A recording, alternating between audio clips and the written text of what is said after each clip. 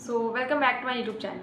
In this video, I am going to cover everything about the directed writing for your ISC examination, be it the format or the things that you should keep in your mind while writing any directed writing. So let's start this video. And before starting this video, I want to make one thing clear that जो भी हम उसमें बताने वाले हैं आपको direct writing format के बारे में इंपॉर्टेंट बातें जितनी भी हैं तो is what I see itself says. So coming back to a point. So coming to the first direct article writing. See, जो आर्टिकल राइटिंग होगा उसको आप कंफ्यूज मत करना एज ऐसे, वो ऐसे नहीं है. बट आपको ऐसे जैसा लगता होगा बट इट इज़ नॉट ऐसे.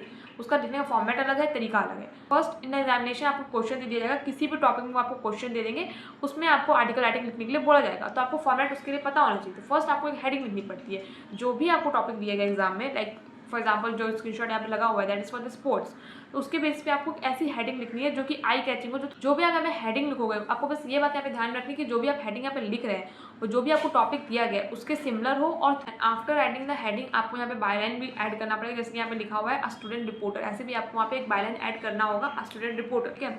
आफ्टर दैट आप लिखोगे यहाँ पे इंट्रोडक्शन. जो आपका फर्स्ट स्टेप होगा after writing the heading, you leave the line and you right the introduction.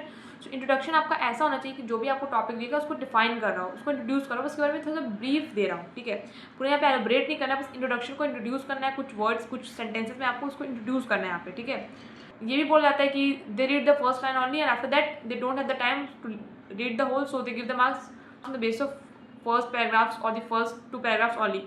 So it's better है कि आप पूरी कोशिश करें उसको इंटरेस्टिंग बनाने के लिए. आपका इंट्रोडक्शन इंटरेस्टिंग होना ही चाहिए. बोरिंग तो बिल्कुल ही नहीं रखना है उसको इंटरेस्टिंग बनाना पड़ेगा आपको.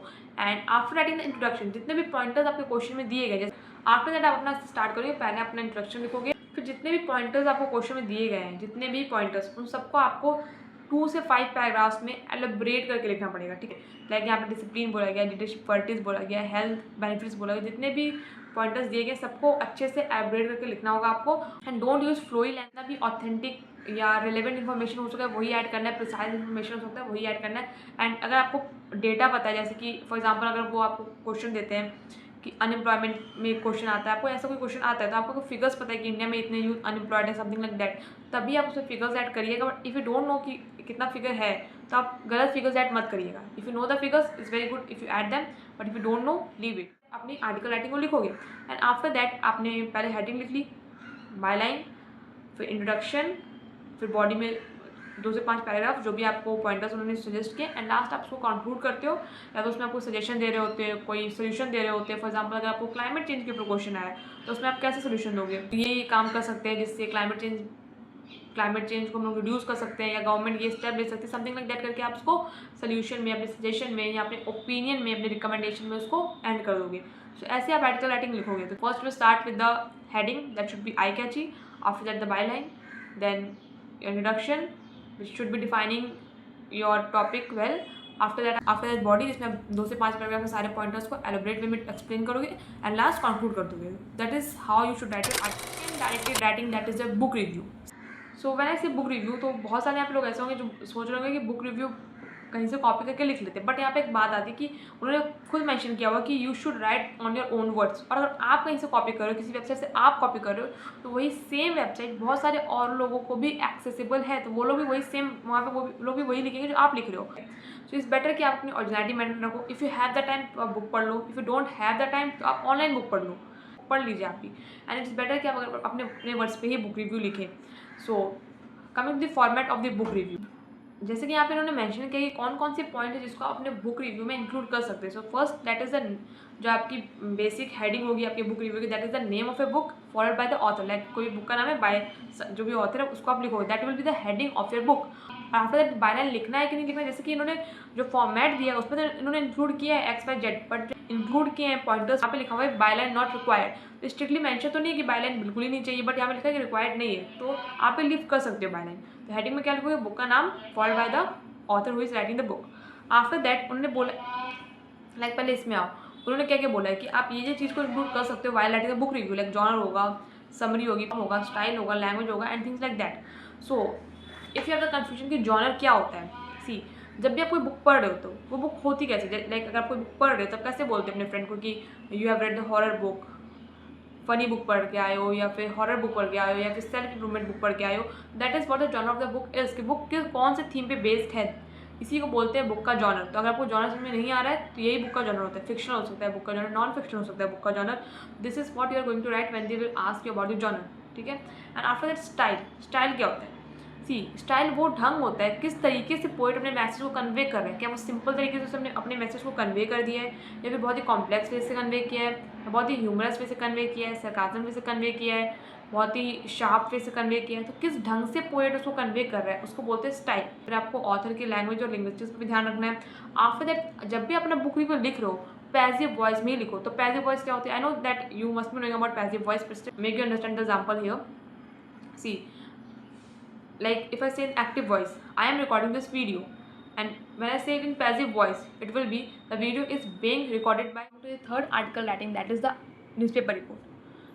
सी, जब आप न्यूज़पेपर रिपोर्ट लिख रहे हैं तो आपको बहुत ही ध्यान रखना है कि आप उसको फॉर्मल तरीके से लिख रहे हैं, पास्ट टेंस में लिख रहे हैं और फैक्चुअल लिख रहे हैं। आपको यहाँ पे कोई भी अपनी ओपिनियन नहीं देना है, रिकमेंडेशन कुछ भी नहीं देना है। यहाँ पे आपको जितनी भी फैक्चुअल बातें सिर्फ वही इंक्लूड करनी है। सो द फॉर्मेट में भी पहले आपको हेडिंग लिखनी है, जो भी आपको टॉपिक दिया गया होगा एग्जाम में उसके बेस पे आपको एक हेडिंग लिखनी है प्रेजेंट टेंस में। जैसे कि यहाँ पे स्क्रीनशॉट में आप देख सकते हैं कि कैसी हेडिंग उन्होंने लिखी हुई है। आफ्टर दैट आप लिखोगे यहाँ पे बाय लाइन, जो कि बाय स्टाफ रिपोर्टर, अगर वहाँ पे किसी का नाम क्वेश्चन में स्टेट नहीं किया गया है, पर अगर किसी का नाम क्वेश्चन में स्टेट किया गया है तो आप उसका ही नाम लिखोगे वहाँ पे। फिर आप बाय स्टाफ रिपोर्टर नहीं लिखोगे। फिर आप करोगे यहाँ पे स्टार्ट करोगे तो आप इंट्रोडक्शन, जब इंट्रोडक्शन कर रहे हो आप तो वहाँ पे लिखोगे हुआ क्या है, बस सिंपली इस तारीख को इस जगह पे ये चीज़ हुई, बस दैट्स इट। ऐसे छोटा सा ब्रीफ कर देना आपको। जब आप उसको आगे एलिब्रेट करोगे तो जितने पॉइंटर्स दिए फिर आपको उसको एलिब्रेट करने हैं, कब हुआ, कहाँ हुआ, किसने किया, कैसे किया। तो जितने भी डब्ल्यूज़ हैं, 5 डब्ल्यूज़ और एच को आप who, what, when, where, how, जितने भी डब्ल्यूज़ हैं, एच सबको आपको वहाँ पे डिफाइन करना पड़ेगा। एलिब्रेट जितने भी पॉइंटर्स दिए सबको एलिब्रेट करना पड़ेगा, ठीक है। एंड जब लास्ट में कंक्लूड करोगे तो जो भी आपका लास्ट पॉइंट है, जैसे पुलिस एक्शन बोला गया तो उसी में आप कंक्लूड करोगे पुलिस का क्या एक्शन था, गवर्नमेंट का क्या रिस्पॉन्स था, क्या इन्वेस्टिगेशन होगी कि पुलिस चोर को पकड़ा गया कि नहीं पकड़ा गया, क्या सिक्योरिटी मेंटेन रहेगी आगे चल के, ये सब में आप इसको कंक्लूड कर दोगे, ठीक है। तो आपका जो वर्ड लिमिट होगा दैट इज़ 250 to 300 वर्ड्स, ठीक है। सो मेंटेन करना है आपको वर्ड लिमिट। एंड यहाँ पे एक बात ये है कि आपको ज़्यादा फ्लावरी लैंग्वेज, फ्लोई में या कोई चीज़ें जो फालतू यहाँ पे रिक्वायर्ड नहीं वो सब इंक्लूड नहीं करना है। बस रिलेवेंट चीज़ें और जो प्रिसाइज चीज़ है वही सब चीज़ आपको बस यहाँ पे इंक्लूड करना है। आपका कंटेंट जो होगा वो आईसी लेवल का होना चाहिए कंटेंट, ठीक है। सो यहाँ पे एक और चीज़ है कि जो न्यूज़पेपर रिपोर्ट है that was based on robbery. ऐसा और क्वेश्चन आ सकता है रोड एक्सीडेंट्स में, जहाँ पे आपको हो सकता है कि कितने व्हीकल्स लॉस हुए, ह्यूमन लाइफ लॉस कितना हुआ, कॉजलिटीज़ कितने हुए, गवर्नमेंट ने क्या रिस्पॉन्स दिया, क्या इसका पेमेंट था, आप लिख सकते हो when it comes to road accidents, railway accidents, things like that. तो इसलिए आपको कुछ रोड एक्सीडेंट्स और रेलवे एक्सीडेंट्स की प्रैक्टिस भी करके रखना चाहिए, तभी आपको आइडिया होगा कि उसको लिखते कैसे हैं। तो you can read the recent news of your locality या फिर कोई भी स्टेट की जहाँ पे रोड एक्सीडेंट, रेलवे एक्सीडेंट के बेसिस पे एक न्यूज़पेपर रिपोर्ट बनाई गई हो, उसको पढ़ने से आपको आइडिया होगा कि न्यूज़पेपर रिपोर्ट लिखते कैसे on the base of road या रेलवे। तीसरा क्वेश्चन आपका आ सकता है कल्चरल इवेंट्स में, जहाँ पे आपको बोल सकते हैं कि एनुअल प्राइज नाइट हुआ है, स्पोर्ट्स डे हुआ है, म्यूजिक कॉम्पिटिशन हुआ है, जिसके बेसिस पे आपको लिखना पड़ेगा। तो यहाँ पे आप कैसे स्टार्ट कर सकते हो? इंट्रोड्यूस करोगे, इंट्रोडक्शन डालोगे कि हमारे स्कूल में, हमारे स्कूल के ऑडिटोरियम में या फिर किसी भी ऑडिटोरियम में इस दिन ये हुआ जो कि बहुत ही ब्यूटीफुल था, अडोरेबल था, ये सब वर्ड्स भी आपको ऐड करने पड़ते हैं। आफ्टर दैट आपको जितने भी पॉइंटर्स दिए रहेंगे उसको आप एलिब्रेट करोगे, लाइक चीफ गेस्ट आए, ये चीफ गेस्ट आए, उन्होंने ये स्पीच दी along with principal ma'am and chief dignitaries, जितने लोग वहाँ पे आए थे। लाइटिंग ऑफ लैम्प हुआ, followed by the culture performances like Ganesh Vandana. After that जितने भी कल्चरल प्रोग्राम्स हुए सबको आप स्टेट करोगे, उसमें क्या क्या अच्छा था, ऑडियंस का क्या रिएक्शन था, कौन सा प्रोग्राम सबको बहुत ज़्यादा अच्छा लगा। जितने भी कल्चर परफॉर्मेंस वाला आपको पैराग्राफ होगा वो कंप्लीट हो जाएगा। आफ्टर दैट आप लिख सकते हो कि प्राइज सेरेमनी हुई जिसमें इंडियन स्टूडेंट्स को प्राइज़ दिया गया, फिर स्टूडेंट ऑफ द ईयर कौन रहा, girls and boys category, athlete of the year कौन था, लाइक दैट करके आप ये प्राइज सेक्शन को कंक्लूड कर दोगे। आफ्टर दैट आप लिख सकते हो ऑडियंस का क्या रिएक्शन था, पेरेंट्स का क्या रिएक्शन था, आप उसको भी कंक्लूड कर दोगे। आफ्टर दैट लास्ट में आप लिखोगे रिसीव द स्वीट बॉक्सेस, फिर vote of thanks for the principal and followed by the national anthem. ऐसे करके आप अपने न्यूज़पेपर रिपोर्ट को कंक्लूड कर दोगे। आपको न्यूज़पेपर रिपोर्ट 3 चीज़ के बेसिस पर पूछ सकते हैं, या तो रॉबरी केसेस में, या किसी एक्सीडेंट्स के बेसिस पे, या कल्चरल इवेंट्स के बेसिस पे। तो इसके लिए आपको प्रैक्टिस करनी पड़ेगी। More you practice the more better you will become on writing this things, क्योंकि यहाँ पे कंटेंट मैटर करता है, तो कंटेंट के लिए आपको प्रैक्टिस ही करनी पड़ेगी। Coming to the fourth that writing, that is statement of purpose. See, statement of purpose के लिए आई नो यहाँ पे कन्फ्यूजन होगा फॉर्मेट को लेकर, क्योंकि बुक्स में कोई और फॉर्मेट दिया हुआ है, स्कूल में उसके आपको किसी और फॉर्मेट में समझाते हो, बट आपको जब एग्जाम में क्वेश्चन देंगे तो उसमें पॉइंटर्स होगा, तो जैसे पॉइंटर्स उसमें दिए रहेंगे, लाइक जिस सीक्वेंस में पॉइंटर्स होगा उसी सीक्वेंस में अपने फॉर्मेट को लिख देना।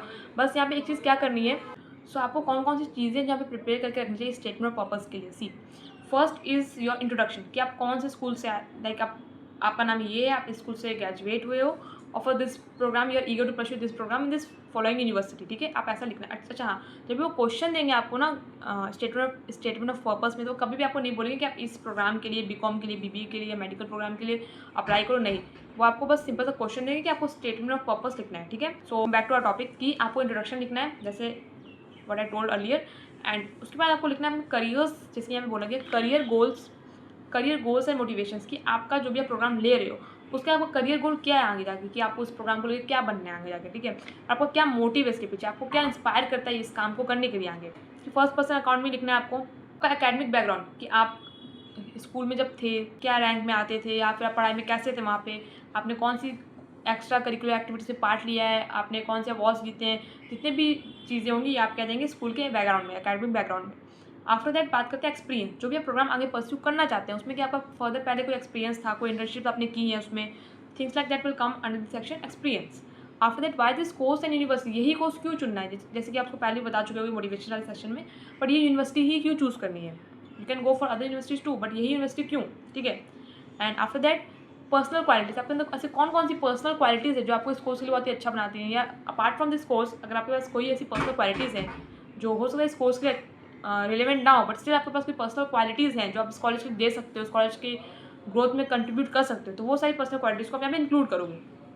एंड लास्ट में आपका name at the end, this is the format for statement of purpose. And one more thing is that कि 2026 में स्टेटमेंट ऑफ पर्पस आया था, सो ये तो इसके चांसेस आने के 2027 में कम है, तो इसको बस आप फॉर्मेट देख लीजिएगा, थोड़ा समझ लीजिएगा। जो स्पीच और राइटिंग है जो आपके सिलेबस में पहले हुआ करता था, इस साल से वो नहीं है। Instead of that blogs has been added, so don't practice speech writing if you have been practicing it. So blogs पे ध्यान दीजिए। I have not covered blogs in this video because the next year when I was in 12th the blogs was not in our syllabus, so I will try to cover that in further videos। and यहाँ पे ये मत सोचिए कि आपने format देख लिया you will get 4 to 5 marks, shock you that जो फॉर्मेट के होते हैं marks exam that is only 1 mark, तो 15 मार्क्स का क्वेश्चन है उसमें फॉर्मेट के सिर्फ 1 मार्क्स ही मिलेंगे। जो मैटर करता है वो यहाँ पे कंटेंट है, उसके 12 मार्क्स मिलते हैं आपको। तो कंटेंट के लिए आप जितना प्रैक्टिस कर सकेंगे, जितने आइडियाज अच्छे अच्छे अपने दिमाग में ला सकेंगे, लिख सकेंगे, that will what going to help you further. तो कंटेंट के लिए प्रैक्टिस करना बहुत ज़रूरी है, क्योंकि एग्जाम में एट द मोमेंट आपको कोई भी मेडिकल नहीं होने वाला कि आप फर्दर वहाँ पर लिख लो अच्छे से, लाइक जो कंटेंट वहाँ पे रिक्वायर्ड होता है for the content you must practise. इस वीडियो में इतना ही। If you have any doubt in this video, अगर आप चाहते हैं कि किसी और वीडियो में आई शुड मेक वीडियो जिसमें आपको डाउट है, तो आप कमेंट कर सकते हैं। So let's meet in the next video.